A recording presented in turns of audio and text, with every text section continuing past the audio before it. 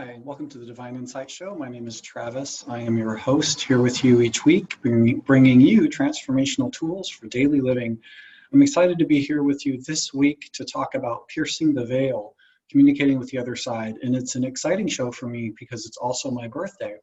As a Scorpio, and many of you who know Scorpios, or if you are Scorpio, we kind of like the dark side or the occultish sort of things.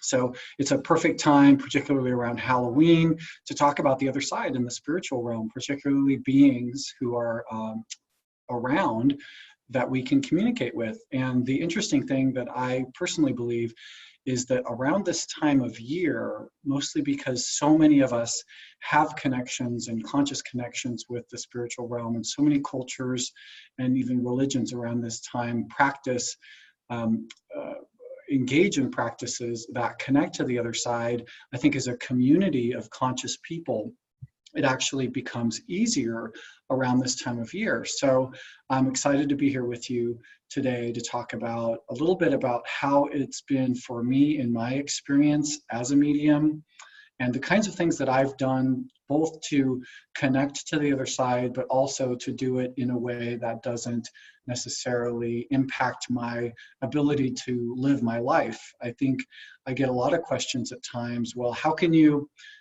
do this and not be completely distracted all of the time?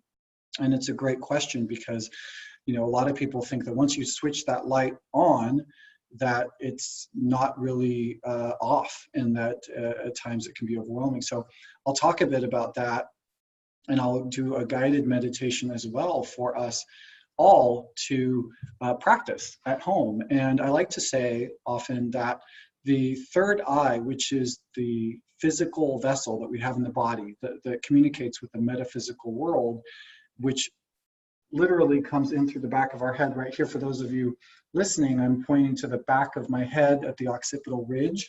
You can actually find that little bump and on the back of your head where your spine meets your skull. And that little bump is literally where the energy vortex comes from the metaphysical world into the physical body. And then, since this area of the body is governed by the brain's job, or our consciousness's job, is to interpret that information.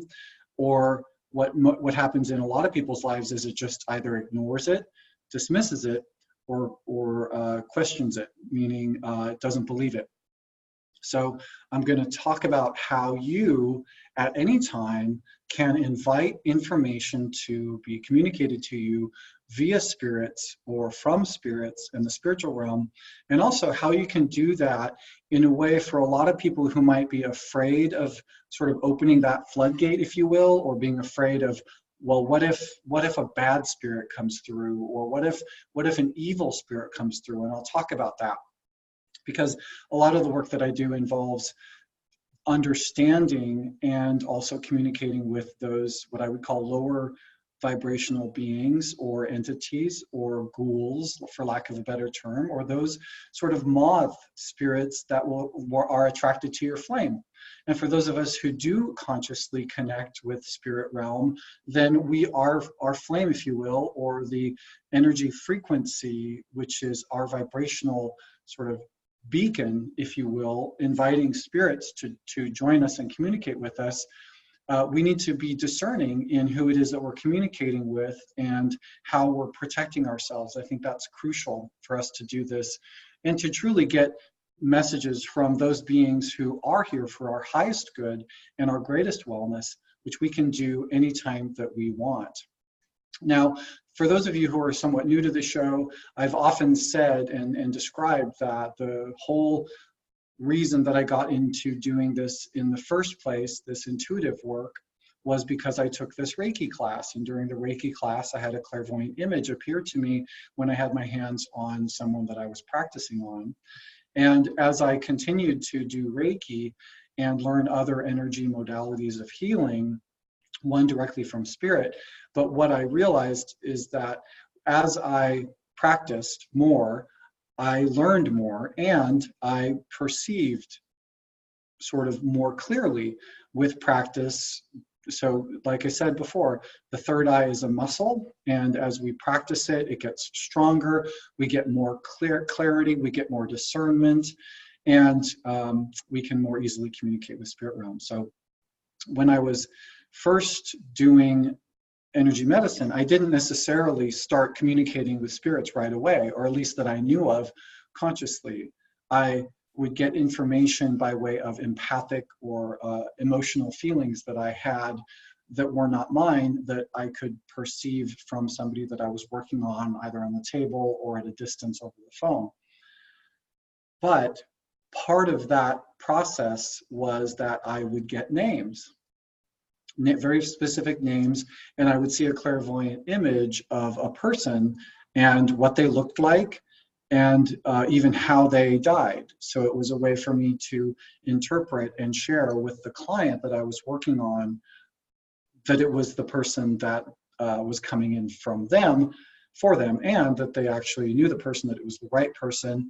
So obviously being able to get somebody's name is a pretty direct and clear way of knowing whether or not that person is correct, because most of these clients were not people that I had known before, and therefore getting the name of their grandmother on the other side was something that was validating for me and also for them.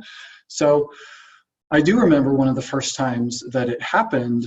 I was probably maybe a year into doing Reiki, when I could occasionally, you know, a couple of times a month on clients as I could fit them into my schedule. We're still working full time at the city. I remember that I saw this woman in my head when I was working on a client, and she was shaking her finger at me and said, "You should be better at this." And I took that personally, thinking that she was talking to me. And so I sent a telepathic response to her saying, "Well, I'm really sorry, I'm new to this. You know, please help me. I want to make sure that I, you know, share whatever information you have for this person. But yeah, I'm pretty much new to this. So what do you have to share?" And because at the time I was confused about why I was getting that image, I really did kind of feel like I was doing something wrong, because the spirit, who is supposedly more evolved, because they're, you know, outside of physical body, at least I thought at the time, was telling me I wasn't good enough. And I thought, well, geez, that's kind of mean. And so what happened was I had another session with my mentor at the time, and I asked her, what was this about? And what she told me was that this spirit being in that moment was sharing with me an aspect of her personality, and I should ask the client that I was working on if her grandmother was kind of judgmental. And of course I had an aha moment. I said, "Oh my gosh, that is most likely the case." And so I called the client or emailed the client, I can't remember which, and shared that additional information. Lo and behold, that was correct. The grandmother was very judgmental. So I actually asked to connect back with the grandmother at another time, and confirmed with her that in fact that was her personality. But I did not originally know that I was actually communicating with the spirit. The first time that it happened was actually when I was practicing with two other colleagues that I had done my Reiki class with back in 2006. So we were working on each other, and I remember I would, like I said before on the show right now, that I would get names of people. And let me just back up. The first time it ever happened was with my very first paying client in 2007. And I had my hands on this man's chest, and I felt like I had lost somebody that I loved. I just had this very strong feeling about that. And the name Bill came to me, and I asked him about that. I said, I feel like I've lost somebody that I loved. And the name Bill or William comes to me. Does that mean anything to you? And actually, it was Michael. I'm sorry, not Bill. Does the name Michael mean anything to you? And he said, yeah, my brother Mike died a year ago today, and I can't deal with his death.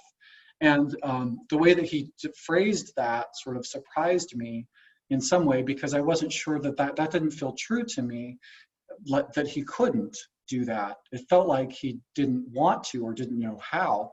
So what I told him at the time was, well, it feels like your body wants to process this grief that you've been experiencing, and it's in your chest, which is where we hold grief in our lungs. And I wonder what would happen if you asked the universe to show you how to grieve, if you just asked whomever is there around you to say, hey, show me how to grieve, and what would come up for you.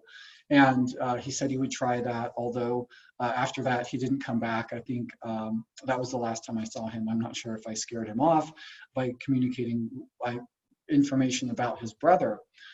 But the thing that I recognized was that later I recognized, I think I was actually communicating with his brother and didn't necessarily know it. I thought I was just getting information from his body. So as I was saying, when I was doing work on my colleague, her name's Jane, and with another friend of mine, we were working on each other and just doing a trade. I had my hands on her, and ordinarily when I would get a name, I would say, you know, does this name mean anything to you? But before I even recognized what it was that I was saying, I told her, there's a Mary here. And I said that I see Mary's living in a house, or lived in a house that was kind of a cottage at the end of a gravel road, and I feel like I'm in Scotland, and I see a wood fence, and I see her wearing a habit. Even though I didn't necessarily know what that term meant, I knew that it was correct, and that it was some sort of religious attire. And then I saw this necklace that I didn't know the name of, but it was a beaded necklace, and it had a crucifix on it. And it took me a couple of seconds to realize that Mary was trying to tell me that she was Catholic, and she was showing me a rosary bead. And so I shared that with Jane and asked her if this meant anything to her. And she responded that yes, her Aunt Mary died a few months prior, and lived at the end of a gravel road in a cottage with a wood fence in Scotland, and she was Catholic. So in that moment, I was, of course, extremely excited, because as somebody who does intuitive work, I need validation that what I am saying actually isn't just words that I'm making up in my head, but that they actually have meaning and value and are accurate. And that was the first time that I truly understood and believed and knew that I was communicating directly with the spirit being on the other side. Now, I want to be absolutely clear about something when it comes to practicing our intuition, particularly our mediumship abilities and communicating with spirit, that we all have the capacity to do that.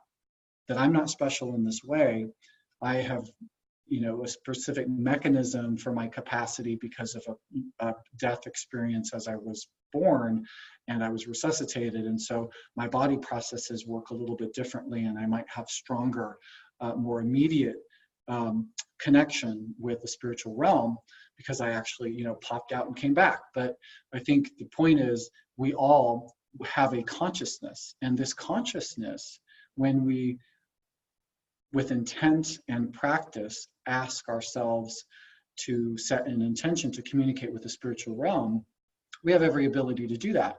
Now, I think there are some religions who don't necessarily believe that that is within everyone's capacity or ability. Many, in fact, think that that type of thing is heretical or a devil, and you know, I just think that's absolutely false. But there are some churches, such as spiritualist churches, that actually do readings where they basically have people come in when you're going to your church in the morning or afternoon, whenever they have their meetings, where they actually have people who attend the congregation give messages to each other from spirit. And they do this amazing process. And I participated in one in Seattle for quite some time, the Spiritualist Church on Dravis there in Magnolia. And it was really fun, because everyone who came recognized that they were spiritual beings, and that we all had that capacity. So I want to talk about how we do that, how you can do that, in your life and also with other people if you would like, because I think that it's really kind of helpful for all of us to recognize that, you know, we are eternal beings and we have this capacity to kind of go beyond our current sort of three-dimensional reality and connect with these loved ones that are there for us whenever we want, and or whenever we might need their support or their help. And that's part of what I do, you know, as a medium, as a psychic channeler, and as a spiritual teacher, to try to provide information and help for people who want to do that themselves. And so I think a couple of things by way of framework are important to understand and practice on a regular basis. And I think one of those things is to understand that we have an energy body, an energetic frequency within us. And over our lifetimes, and I believe we are eternal, our spirit is eternal, our physical form is but a temporary placement for our consciousness while we are embodied in that physical form on Earth. But once our consciousness expands beyond our physical form, we still remain in a consciousness. And there is a memory. In fact, I've seen, when I look at clients' you know, higher self or Akashic records, which is a template or a sort of a book that contains every memory and every experience they've ever had as a person in every sort of lifetime they've had. I see those when there is something going on in their current life that's been sort of negatively influenced by a past life trauma or event. So I think it's important to understand that currently, whatever body we're in, everything that we are is the current state of every experience we've ever had, you know, sort of building up until now. And so there have been lifetimes where I may have, you know, practiced a spirituality that is not my current spirituality. And so there's this sort of karma that comes along with that, meaning I might have had a really strong belief that communicating with the other side was something that was only left to higher priests or people in church. That was not mine. Therefore, in this life, it might be something that I wrestle with. You know, maybe I don't necessarily believe it, or that I can do it, or maybe I just flat out reject it. And that's not a judgment if you do, but I'm just saying, if you're open to gathering more information and maybe changing your mind, then I would say you certainly could do that and go to and just think about what your beliefs are with respect to spirituality and communicating with other beings. And I certainly believe it. I wouldn't have told you that necessarily about 15 years ago, before I actually started communicating with spirit beings or things that were not in the physical realm right in front of me. But I think it's important because in order to sort of set the stage, I think it's important to understand that we have free will at all times, and spirits must respond to our free will with our discernment. So in this way, you get to set ground rules for your process of engaging in spiritual communication. And what I mean by that is, and I'll give you an example. When I first started to do this, I was fast asleep, and I was woken up in the middle of the night by this spirit being who I immediately knew how old she was, what she looked like, but she had woken me up by saying, "Travis," really loudly in my ear at about 3 a.m. And if you know me, you know that my sleep is very important to me. I turn my phone on airplane mode, and sleep is just so important to me. And I woke up, I was startled. I wasn't necessarily scared, but I was certainly startled because I kind of knew immediately that it was a spirit. And I woke up, and I remember sitting up and going, "What? Like, what? No, this is not okay." And here's the thing, spirit. I remember so vividly at the time. I said, "Not while I'm asleep, not while I'm at work at my day job, and not while I'm meditating for me. Those are my boundaries. Do not come when I am doing these things because it's too distracting. I need my sleep, and just, bugger off. And this was a particularly persistent spirit. She had come to me while I was meditating before, because this was probably around 2009. I was teaching my first class, and she had shown up while I was meditating about a week and a half before the class. And I remember that, I saw her red hair, her curly hair, and what she looked like. And I just said, well, come back during class when your human is there so that I can communicate with them. Leave me alone. And that could sound kind of mean, I guess, for some people that think that we should all respond entirely to all spirits all the time. I mean, we've seen some TV shows where mediums do that, or people do that, where they just read people who didn't necessarily ask because some spirit shows up. And I'm like, that's not my job. That's not what I'm going to do. If somebody wants me to communicate with a loved one, or a loved one on the other side wants to communicate with a human, then they can figure out how to get somebody to make an appointment with me. And I don't need to be running around people in the grocery store disrupting their day with whatever it is that some spirit that shows up wants me to tell them. So I do have boundaries, and I think that's important to establish. If you've never communicated with the spiritual realm before, consciously and intentionally, then setting the groundwork and ground rules is very important before you start.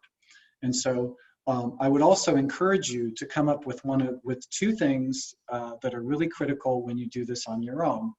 One is an affirmation, and the other is an invocation. And what that means is, an affirmation is an intentional statement that allows you to set your intention of what you want to do with the moment that you are spending communicating either with the unseen realm, unseen friends, you want to channel, whatever your intent is for your practice, then set that intention clearly before you start.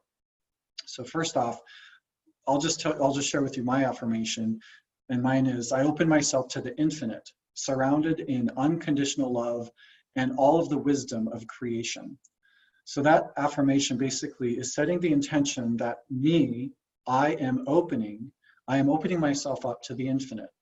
I am now telling myself and the universe that I have the attention and intention of being open to other things that are available and around for me to communicate with and about. So that's the affirmation. The other is the invocation. That is the request of me to a spirit entity to join and communicate with me. And this is important by saying something like this. You could, and I would encourage you to come up with your own language, because it really needs to be meaningful for you and true and accurate for you. Certainly you can use the ones that I use. I just came up with them. I re-clarified them even just a couple of weeks ago, sort of redid them. Because as your views change, sometimes these affirmations will change. So just be flexible. So the invocation is the request, again, for spirits to join you. So what you could say is something like, I invite, through divine and infinite love, those beings who are here for my highest good and the highest good of humanity to join and communicate with me now. So there's two important parts to that. To join, meaning come to me, and two, to communicate with me. So you want both to happen. Now, when you do it in that way, then the spirit entities that come through will specifically be those who are for your highest good. And so if you have a pad of paper and pen next to you, which I highly recommend, because as you write, we can help get around the brain, and the brain can very much misinterpret, project information that's from the ego or a defense mechanism, which I actually talk in my soul development course that I'm developing. But it's important to recognize that the information is coming from a higher source. So that's two things that you should do as a practice every time before you start doing any form of intuitive communicating, whether that's, clairvoyance of clear seeing, clairsentience, clear feeling, clairalience, which is clear smelling, clear clairaudience, which is clear hearing, or clairgustance, which is clear tasting. For every sense that we have the capacity to perceive beyond the physical realm. And I've experienced all of them except for clear tasting. And ultimately, the goal is clear knowing, which is clear cognizance. So it doesn't matter how you get there, whether you see it, taste it, touch it, feel it, or know it. But the goal is that you know what you know because you know it. You don't necessarily have to know why. And so when you set the stage, like I just said, with an affirmation and an invocation, then you can start a meditative process. And what I think about meditation is really just, it's the absence of thought. It is the receipt. So as I speak, I am invoking, I am projecting, I am presenting, I am yang, I am sun, I am power, force, I am, moving. That's one type of energy. When I do that, I am not open to what information is available because I'm projecting it and I am putting information into my own brain, which is taking the space otherwise available for intuition to be present. So to meditate is actually to receive. It's the quiet, it's the dark, it's the silent, it's the meditative. It's more of a feminine sort of characteristic. So when we meditate, we are now open. So when we do the invocation and the affirmation, we're setting the stage, making the request, and then we know absolutely there are at least one being or beings who are around me that want to communicate with me. Now, the other thing that I like to do is I like to tell the beings, ask, essentially, would you please communicate with me in a way that I can easily understand? So when I've set that stage for right now, and I've done the affirmation, I've done the invocation, and then I'm asking, hey, make this super simple for me. I'm really stubborn, so I need it to be absolutely clear that I'm not making this up. And when I do that, and then I open my mind and create space between thoughts, then whatever comes up is perfect. And it is exactly what I need to see, hear, feel, or know. And it is being communicated directly from the spirit. Now, what does that look like? Well, it could be anything. It could be a vibration in your body. And if it is, make your recognition to be about the vibration that you feel. Maybe you see a color. Okay, what does the color mean? And when you have a thought, that's the same thing as your invocation. It is a request to the universe to answer. It's a telepathic request. And what I've noticed is that in my experience, intuitive information is like a whisper. It's so subtle that even the slightest observation might separate it from me. And so when I do this, I like to be completely open to whatever random feeling or thought or color or whatever might show up. And over time, I've just recognized that it could be anything. It could be, and often is even an animal. Over the course of the last several weeks, I have seen several animals show up in a pretty important order in what I needed to experience in order to communicate with a specific unseen friend who I will be soon learning how to share a consciousness with. And it's not an accident. So if you do see an animal, then just allow that animal to be present with you. It's not an accident. If you feel like, if you see a picture of a butterfly, or a tiger, or a snake, or a beautiful leopard, or an eagle, or some kind of bird, or an insect, all of these animals have amazing wisdom for us. So when you see the image, or you see the color, or you feel the feeling, the next step would be to say something like, what's that mean? And then create quietness and try to let your imagination flow, because the universe communicates through our imagination often, because it's allowing us, if I'm open to it, to see things in a new way.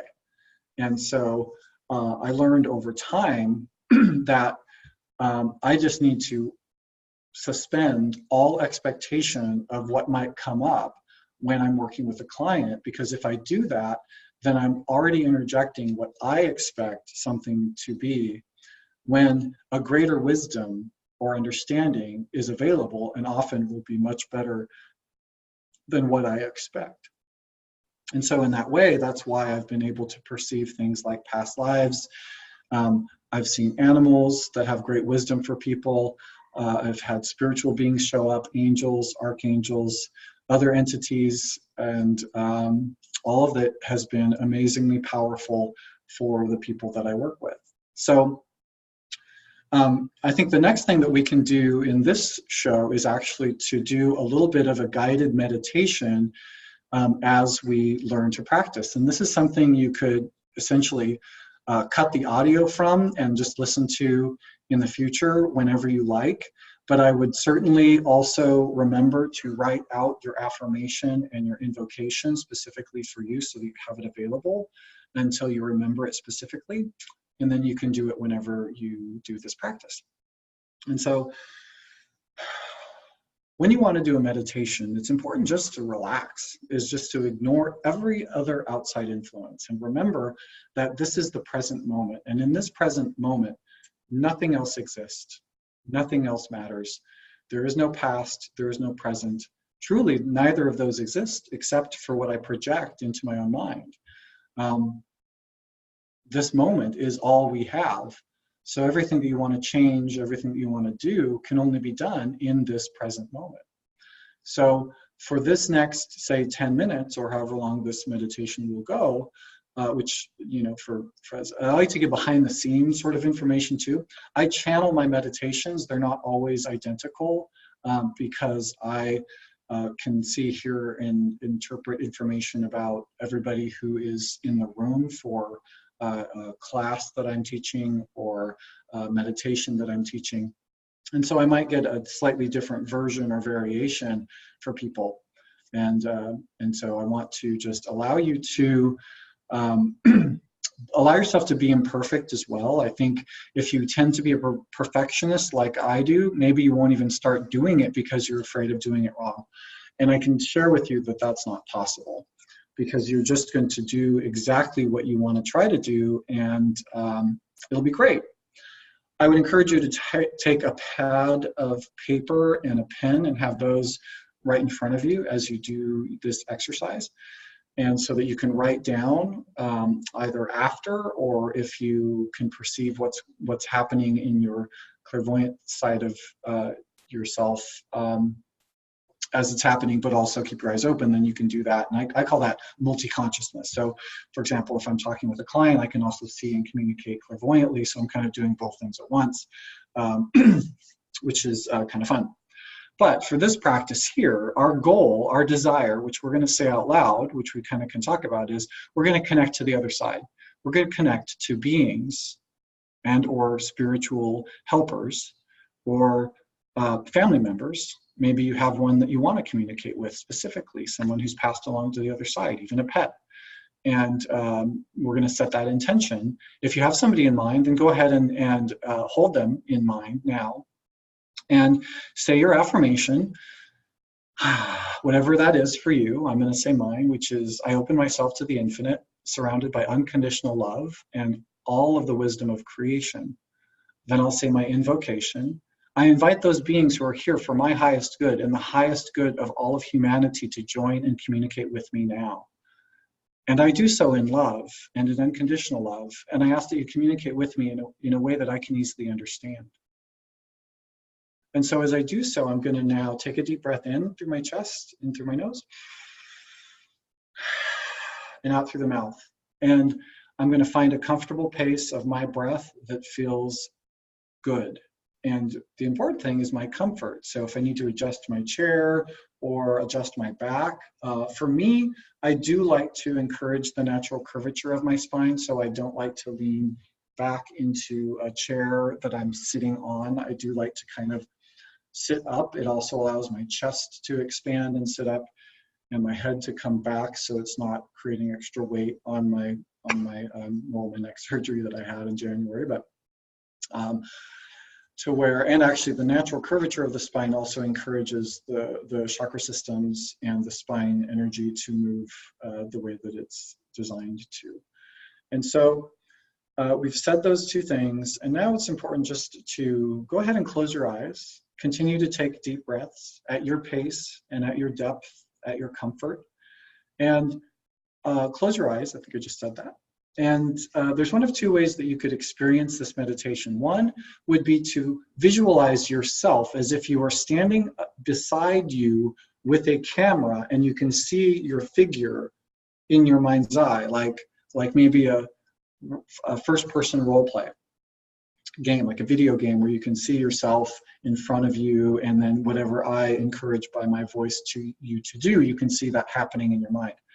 The other would be to be in this first-person environment where you can experience within your own body, envision that what I'm describing is actually happening to you while I'm describing it.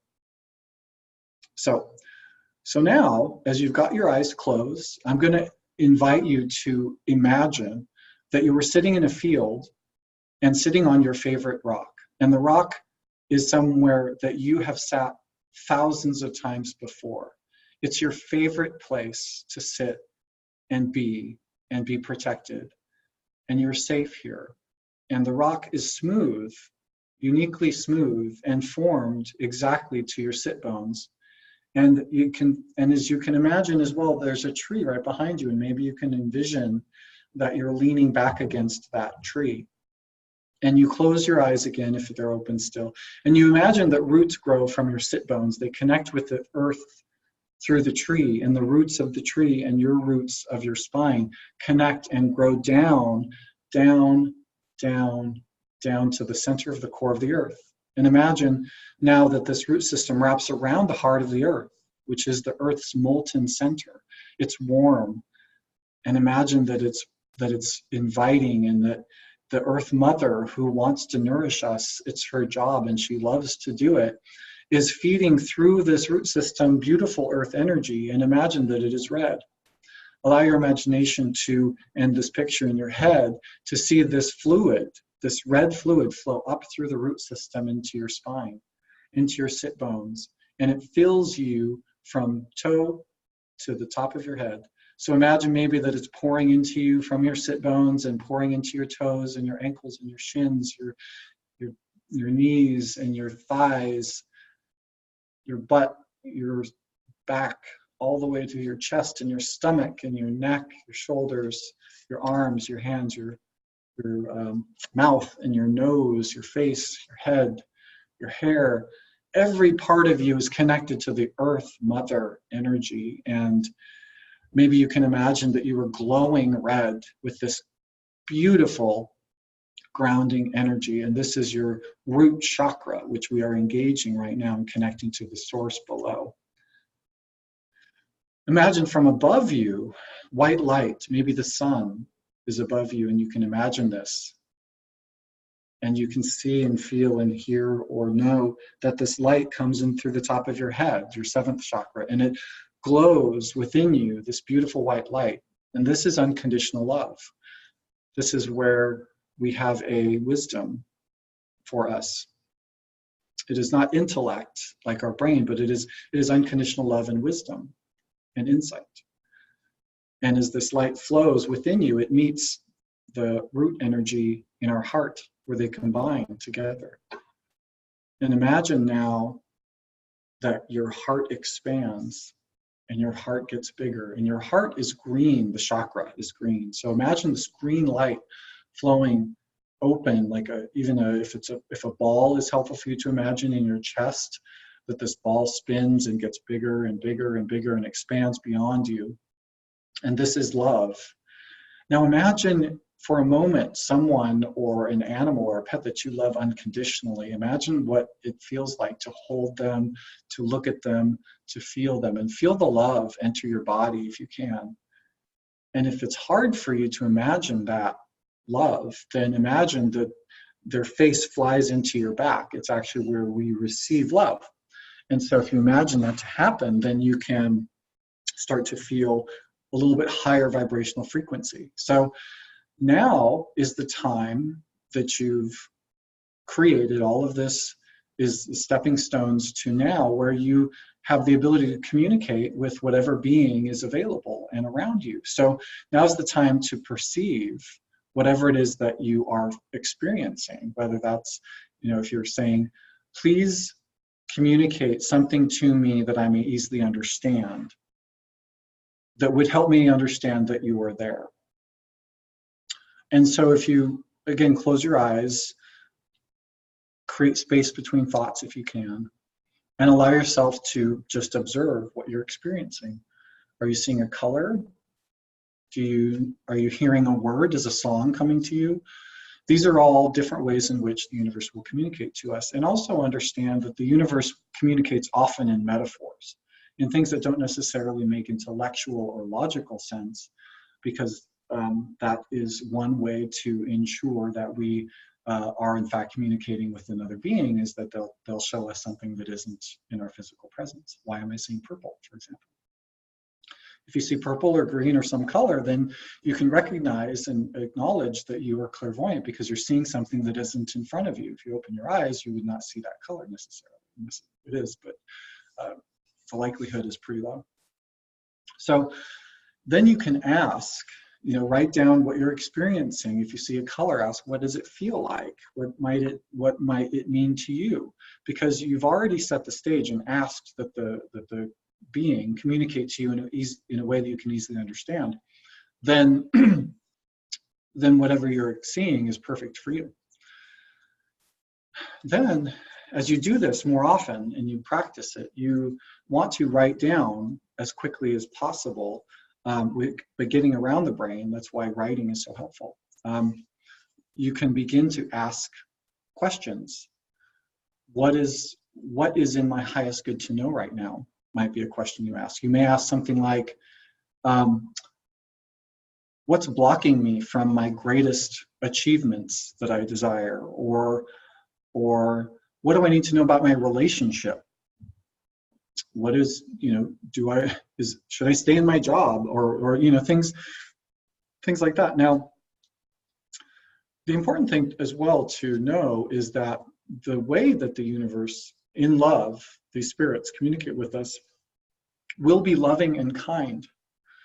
So if you begin to hear or notice what you think are messages and they are not kind, then it might be a projection of your own self-judgment that you're projecting onto another being. You might also find that what's coming up are things that relate to your ability to trust. I often see clients with betrayal in their energy system a lot as it relates to people that they've loved, and also related to their use of their spirituality in some practical way in a past life. Maybe they were persecuted for doing it, which creates this system in our psyche that says, I'm not supposed to do that because it's a sin against God, when in fact it's all of our capacity to be multidimensional, and we're all learning to do that. So you can ask whatever question that you like, and you can begin to, as you do this, you will become stronger. It's important to have discernment over what you're seeing or hearing, so that you know that it is in fact coming from a spirit being and not some other projection or something like that. So that's really it. I hope that you've liked the show. Feel free to send me an email with any questions, travis@divineinsight.com. If you're interested, I'm also making myself available on Instagram, on an Instagram Live, every Tuesday at 5:30 Pacific time. You can follow me at @_Travis Taylor, and I'll be live at 5:30 every Tuesday to answer questions or do live readings or do distance healings. Whatever comes up, just ask a question in the comment and I'll do my best to get to it. If you're interested in booking a session or learning more about your own process of intuition, or I do mentoring and one-on-one distance healing sessions, distance readings, and mentoring and coaching. You can get more information about that on my website, divineinsight.com, on the sessions page. And you can also book a session in half-hour or hour-long increments by scheduling right there on the website.